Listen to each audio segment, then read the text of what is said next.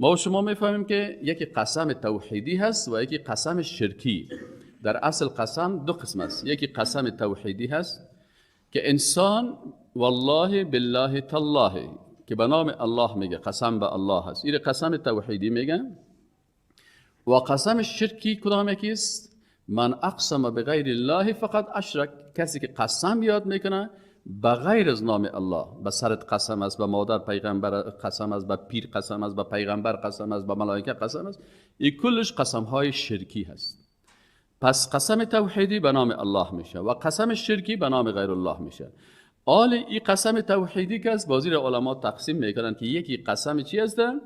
قسم توحیدی هست که انسان به نام الله یاد میکنه، لکن این باز اقسام مختلف داره. یک قسمش اینجا بیان میکنه، یکی قسم لغو هست، لا یؤاخذکم الله باللغو فی ایمانکم،